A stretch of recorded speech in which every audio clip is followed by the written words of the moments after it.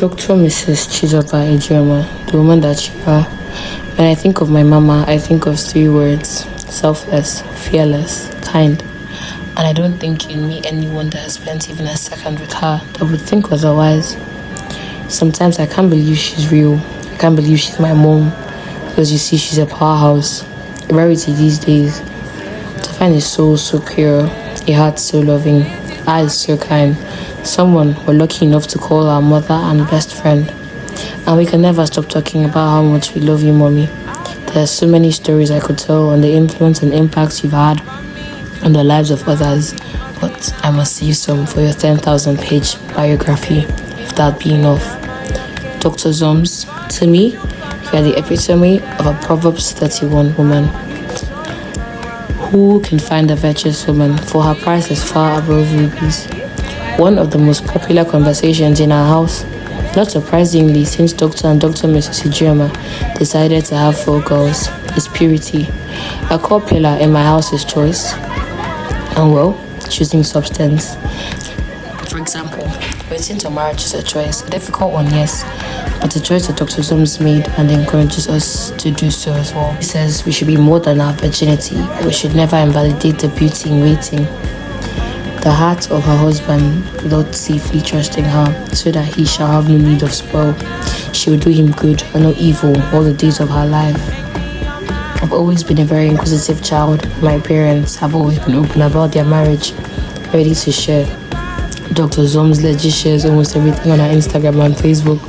So one day, I asked my parents about fidelity. In a world where every book I read and every movie I saw had affairs or divorce, I wanted to know what made them the exception. 10 years, 15 years, going strong, and they still seem like newlyweds. My father replied simply, a woman who waited 26 years for me cannot be mistaken to lack self-control. Of course, with the chipping of love, trust, and communication. But that statement stayed with me.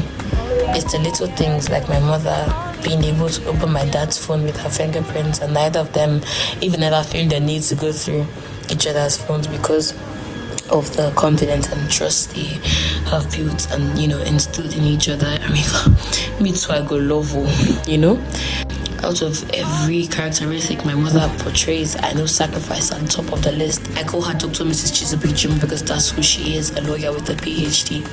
But that PhD came many years after she passed the bar, many years after she became a litigation officer, because my mother chose to put a halt on her career and raise her kids. She kept her hands and her mind busy. Of course, there are 3 beautiful books as testament to that, but her family became priority. She raised me to be ambitious, so ambitious that's unbelievable to me that she did that. She put her career second, but she did it because she loves us. She loves her kids, she loves her family, and she's always willing to go above and beyond for us. So I can only pray that God gives me a heart as big as hers and helps me love in the Jesus-like way Dr. Zoms does. Have you ever been in a situation where someone is eating something and because of how they're eating it, you want to taste and know what's delicious about that thing? That's my mommy and her relationship with Christ. The way she goes about her undying love for God makes people around her question, is it the same God we know?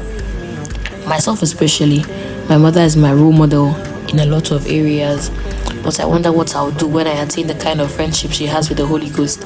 I often tell her I can see the glory of God shine on her face because it's quite spectacular.